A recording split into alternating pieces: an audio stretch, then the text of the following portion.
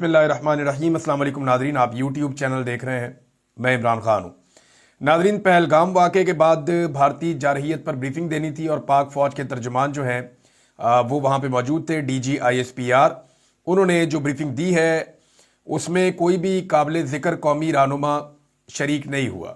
यानी जो लोग शरीक हुए हैं उनकी शक्लें अगर आप देखें तो ज़्यादातर वो लोग हैं या तो जिन्हें अवाम ने मुस्तरद कर दिया था, वो इलेक्शन हार गए थे, उन्हें तो जाली फार्म 47 भी नहीं दिया जा सका, और कुछ शक्लें ऐसी हैं जिन्हें जाली फार्म 47 पर लाकर बिठाया गया था। दाएं बाएं दोनों तरफ जो DG ISPR के लोग बैठे हुए थे ये हारे हुए लोग थे। और पाकिस्तान तहरीक इंसाफ वैसे भी ये समझ रही है कि ये जो मीटिंग बुलाई गई है ये कौमी यकजहती के लिए नहीं है, ये सिर्फ खाना पूरी की गई है। अब इसमें जो है वो शहबाज शरीफ शामिल नहीं हुए, नवाज शरीफ शामिल नहीं हुए, बिलावल जरदारी शामिल नहीं हुए, फजलुर रहमान इसमें शामिल नहीं हुए, और दीगर जो बड़ी सियासी शख्सियत हैं पाकिस्तान की वो इस इजलास में शामिल नहीं हुई। यूसुफ रज़ा गिलानी भी नज़र नहीं आए और बहुत सारे लोग हैं, बिलावल भी इसके अंदर नहीं थे। तो ये कोई भी काबिल ज़िक्र सियासी रहनुमा इसमें नहीं आया और ऐसा लगता है कि संजीदगी नहीं दिखाई गई। यहाँ पे एक बड़ा मज़ेदार मुतालबा किया साहबजादा हामिद रज़ा साहब ने। वो इजलास में तो नहीं गए, मीटिंग में नहीं गए, लेकिन उन्होंने कहा कि पाकिस्तान पर अब ये वक्त भी आना था कि अता तारड़ जैसे लोग कौमी सलामती पर ब्रीफिंग देंगे। ये अता तारड़ बड़े लंबे मार्जिन से इलेक्शन हारे हुए हैं। उस हलके में पाकिस्तान तहरीक इंसाफ इलेक्शन जीती थी और ज़हीर अब्बास साहब जीते थे इलेक्शन, और दूसरे नंबर पे आए थे बिलावल, तीसरे नंबर पे आए थे अता तारड़। लेकिन जो इनकी काबिलियत है उसकी बुनियाद पे इनको पहले नंबर पे लाया गया और PTI के उम्मीदवार को फारिग करके इलेक्शन हरवा दिया गया। अब साहबजादा हामिद रज़ा साहब कह रहे हैं कि ये वक्त भी आना था कि अता तारड़ जैसे लोग जो हैं वो कौमी सलामती पे ब्रीफिंग देंगे। इन्ना लिल्लाहि व इन्ना इलैहि राजिऊन। कौमी सलामती पर ब्रीफिंग का तो पता नहीं। अता तारड़ अगर ख्वाजा आसिफ के दोनों पाकिस्तान मुखालिफ बयानात और शरीफ फैमिली की इंडिया के खिलाफ खामोशी पर कौम को ब्रीफिंग दे दें तो ज़्यादा बेहतर होगा। यानी ये बताने के कि कौमी सलामती में क्या करना है, पहले ये बता दें कि ख्वाजा आसिफ ने जो पाकिस्तान के खिलाफ बयानात दिए हैं और उनके बयानिए से जो पाकिस्तान को नुकसान पहुंचा है, पहले तो उसके ऊपर बताएं ना, इंफॉर्मेशन मिनिस्टर है। दूसरा बताएं कि नवाज शरीफ और मरियम नवाज और ये शहबाज शरीफ और बाकी सारी फैमिली ये नरेंद्र मोदी को या भारतीय जारहियत को चैलेंज क्यों नहीं करते और उनके ललकारने का जवाब क्यों नहीं देते, खामोश क्यों रहते हैं। फजलुर रहमान साहब भी नहीं है। अच्छा जी, ये अब इसके ऊपर रोला पड़ा हुआ है कि जनाब इन हारी हुई शक्लों को जिन्हें कौम ने मुस्तरद किया हुआ है, जिन्हें कौम देखने नहीं चाहती, वो कौमी यकजहती करेंगे। यानी कैसे मुमकिन है कि कौम यकजा हो जाए उन लोगों के कहने पे जिन्हें कौम देखना ही नहीं चाहती। यानी आप कोई लीडर हो ना जो कौम को इकट्ठा करे। ये पहली दफ़ा पाकिस्तान की तारीख में हो रहा है कि पूरी कौम पार्लियामान की तरफ नहीं देख रही, पूरी कौम जो है वो ऐवान सदर या वजीर आज़म हाउस की तरफ नहीं देख रही, पूरी कौम जो है वो अदलिया की तरफ नहीं देख रही, GHQ की तरफ नहीं देख रही। ये पहली मरतबा हुआ है कि पूरी कौम अडियाला की तरफ देख रही है कि अडियाला के अंदर बैठा हुआ कैदी नंबर 804 फैसला करेगा और उसके फैसले के ऊपर ही हम आगे बढ़ेंगे। अब जिन लोगों के पास इख्तियार है वो बेइख्तियार है, और वो जो आदमी इस वक्त कैद के अंदर बैठा हुआ है उसके पास मुकम्मल इख्तियार है।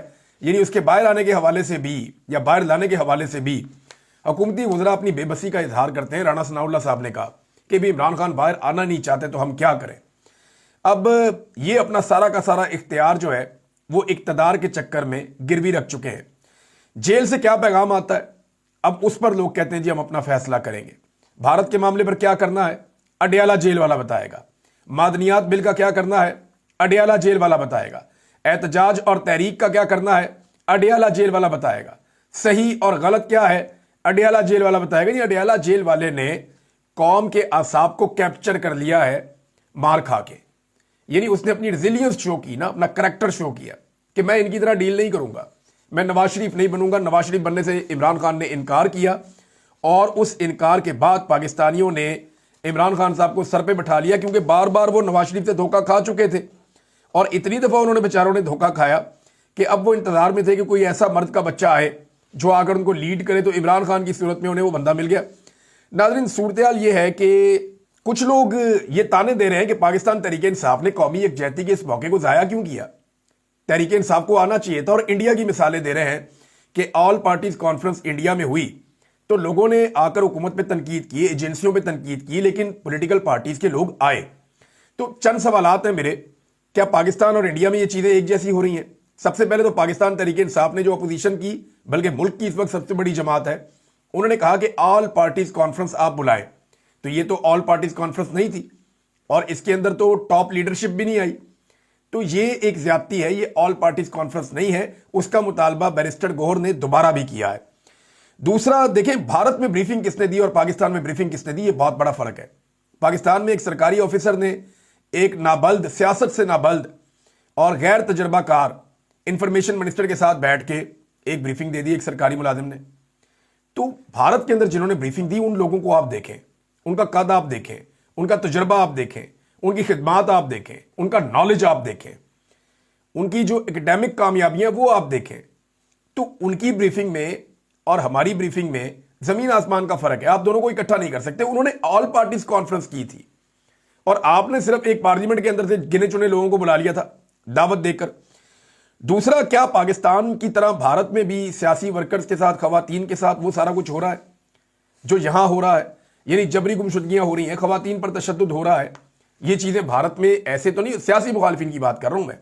वैसे तो भारत में इन्ना लिल्लाहि व इन्ना इलैहि राजिऊन, बहुत सारे इंसानी हुकूक के मामलात में उन्होंने तबाही फेरी हुई है। कोई इंसानी हुकूक वहां पे नहीं है, अकलियतों को कोई हुकूक नहीं है। बड़े प्रॉब्लम्स है भारत के अंदर भी, बहुत सारी चीजों में वो लिबरल है, बेहतर भी है, लेकिन बहुत सारी जगहों पे बहुत प्रॉब्लम्स भी हैं भारत में। लेकिन सियासतदानों की जबरी गुमशुदगियां, सियासी मुखालिफिन को उठा लेना, अगवा कर लेना, उनसे बयान दिलवाना, जबरी तौर पे गुमशुदा कर देना, लोगों को जाली केसों के अंदर, जेलों के अंदर बंद रखना, टॉर्चर करना, खवातीन को उठा लेना, चादर और चार दीवारी का बार बार तकद्दुस पामाल करना, ये भारत में फिलहाल सियासतदानों के साथ या सियासी जमातों के साथ नहीं हो रहा। तीसरी एक और चीज है, चौथी चीज है कि पाकिस्तान तरीके इंसाफ और इख्तलाफ करने वालों को ये लोग कहते हैं कि अच्छे बच्चे बनकर आप खामोश हो जाएं, लेकिन दूसरी तरफ कौमी यकजहती के लिए ये मारने वालों को नहीं कहते कि आप मारना बंद कर दें। यानी कुछ दिन आप जुल्म रोक कर कौम को इकट्ठा कर लें, ये भी तो फार्मूला हो सकता है ना, कि आप जुल्म रोक दें, बदतमीजी रोक दें, लड़ाई झगड़ा रोक दें, जिससे कौम इकट्ठी हो जाए। ये तो नहीं हो सकता कि आप कौम के ऊपर जुल्म, जबर और फस्तायत करते रहे और कहें नहीं अब तुमने हमारे साथ कौमी यकजहती के लिए खड़े भी होना। लेकिन कौमी यकजहती के लिए कोई पाकिस्तानी ऐसा नहीं होगा जो पाकिस्तान के ऊपर जब जंग मुसल्लत की गई तो दुश्मन के साथ जाके खड़ा हो जाएगा, कोई भी ऐसा नहीं है।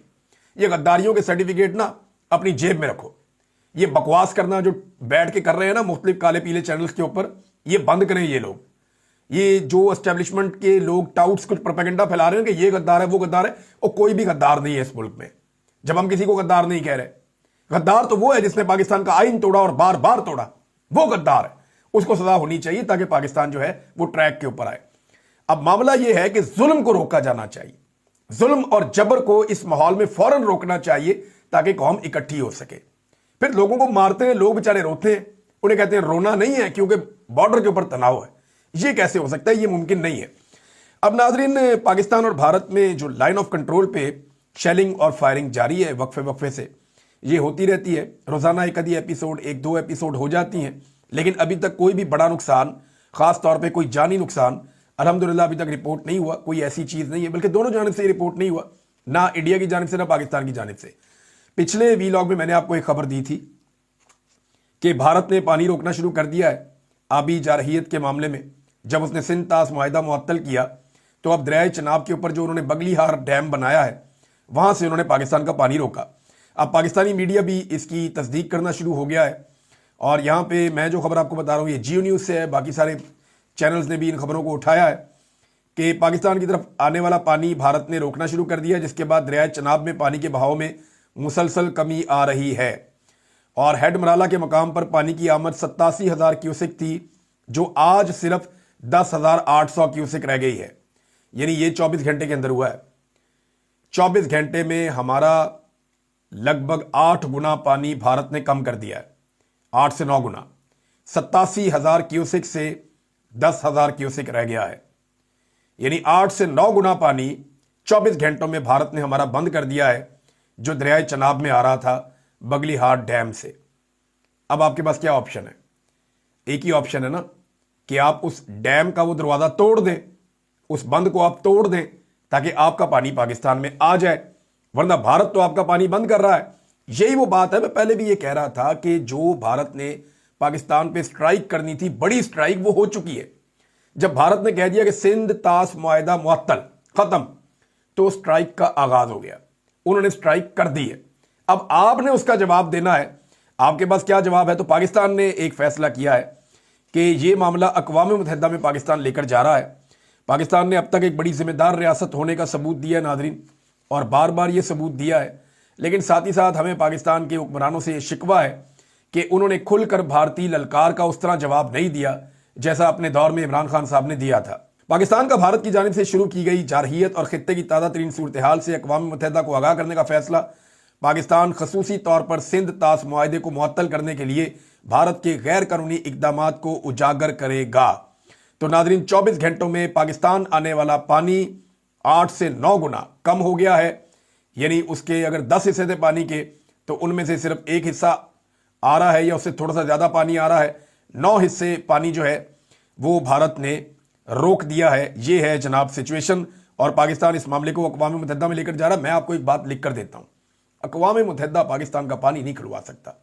अक़वाम मुत्तहिदा करारदाद ही पास कर सकता है, और अक़वाम मुत्तहिदा की करारदादों से आज तक कश्मीरियों को आज़ादी या हक़ खुद इरादियत नहीं मिला। अक़वाम मुत्तहिदा की करारदादों से फ़लस्तीनियों को आज तक उनके हुकूक नहीं मिले। अक़वाम मुत्तहिदा की करारदादों से किसी कमज़ोर को आज तक उसका हक़ नहीं मिला। हाँ, लोगों ने अपना हक़ जहाँ पे लिया, छीना, वहाँ पे उनको उनका हक़ मिला। अदरवाइज़ अक़वाम मुत्तहिदा सिर्फ करारदाद पास कर सकता है और इसके अलावा कुछ और नहीं कर सकता। नाज़रीन, जुनैद अकबर साहब ने एक वार्निंग दी है, वो वार्निंग भी मैं आपके सामने रखता हूँ। लेकिन अमरीकी मीडिया में एक खबर आई है, और ये अमेरिकन मीडिया का एक चैनल है डेमोक्रेसी नाउ।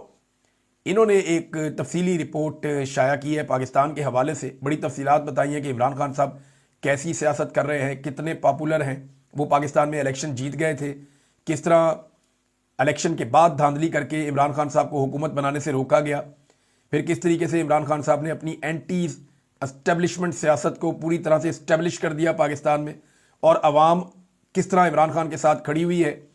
और फिर उन्होंने 26 नवंबर को पाकिस्तान की तारीख का स्याह तरीन दिन भी करार दे दिया। चैनल के मुताबिक जो हलाकतें हुई थी उनकी असल तादाद बताना भी मुमकिन नहीं है।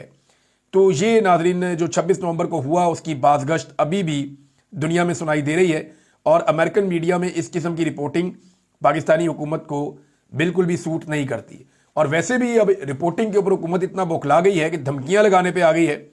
एजाज सैयद साहब बड़े अच्छे जर्नलिस्ट हैं, और कई लोगों को इनकी खबरों से एतराज़ भी होता है, लेकिन वो अपनी जगह पे। लेकिन ये बड़े अच्छे जर्नलिस्ट हैं, इनके क्रेडिट के ऊपर बहुत सारी खबरें भी हैं। और एजाज सैयद साहब जो हैं वो एस्टेब्लिशमेंट के ख़िलाफ़ हमेशा क्रिटिकल रहे हैं, और वो ये हमेशा से इस बात के हामी रहे हैं कि जर्नैलों को या फ़ौज को सियासत में किसी किस्म का कोई किरदार अदा नहीं करना चाहिए, और सिविलियंस के मैटर में नहीं आना चाहिए। अब वो ये कहते हैं कि जनरल कियानी से मैंने सवाल किया तो जवाब तो नहीं मिला, लेकिन उन्होंने मुझे कोई नुकसान नहीं पहुंचाया। नादरा में तैनात हाजिर सर्विस जर्नैल से मैंने सवाल किया तो मेहरबानों की कुछ मोहब्बतें मुझे भुगतनी पड़ी। ये अभी जो लगे हुए हैं उन्होंने। अब मुझे बताया गया है कि फिर कोई सवाल किया तो ऐसी की तैसी हो जाएगी। ये धमकी लगाई गई है एजाज सैयद साहब को। इस तरह की धमकियों का हमने भी सामना किया, बहुत सारे और सहाफ़ियों ने पाकिस्तान में सामना किया।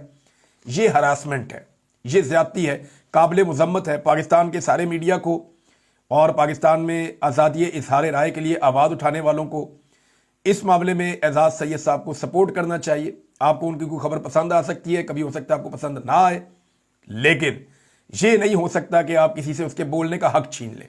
वो ये कहते हैं कि माजी में भी जर्नैलों से सवाल करता रहा हूं, लेकिन इस मरतबा तो मुझे बाकायदा धमकी दी गई है कि ऐसी की तैसी होगी अगर अब कोई ऐसा सवाल किया तो ये एजाज सैयद साहब को धमकी आई है। नादरीन, ने जो सदर ने ऑर्डिनेंस जारी किया, सदारती ऑर्डिनेंस, उस ऑर्डिनेंस को मुस्तरद कर दिया है ताजरों ने, और जो कराची चेंबर ऑफ कॉमर्स है इन्होंने भी मुस्तरद कर दिया है कि जनाब आपने ये गलत ऑर्डिनेंस जारी किया है। जो इख्तियारात आपने दे दिए हैं FBR को, उन इख्तियारात का गलत इस्तेमाल किया जाएगा, ब्लैकमेलिंग की जाएगी और पाकिस्तान से मजीद लोग इन्वेस्टमेंट बाहर ले जाएंगे।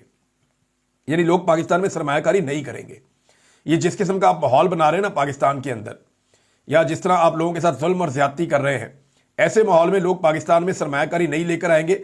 आपको रिफॉर्म्स करनी चाहिए।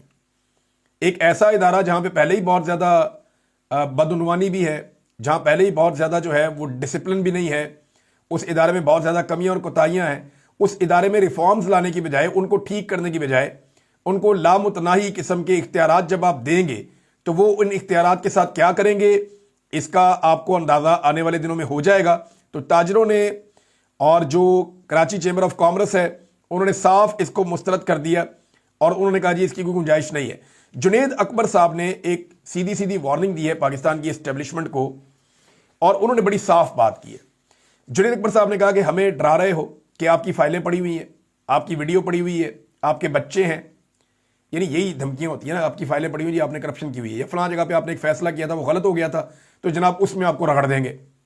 फिर धमकी लगा दें आपकी वीडियो पड़ी हुई है, कोई निजी वीडियो आपकी बना ली है, वो शरीफ आदमी बहुत डर जाता है।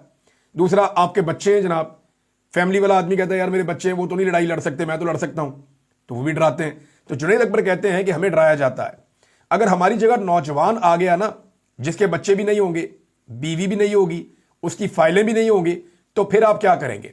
तुम्हारे लिए बहुत मुश्किल हो जाएगा, वो तो तुम्हें मुजम्मत के काबिल भी नहीं छोड़ेगा। ये जुनैद अकबर साहब ने कहा और मेरे ख्याल में गलत बात नहीं है। नौजवान इस वक्त पाकिस्तान तहरीक इंसाफ की क्यादत के ऊपर बहुत बरहम है, बड़े गर्म है और वो तहरीक इंसाफ की क्यादत को आड़े हाथों ले रहे हैं कि कोई लायामल आप दें फटाफट।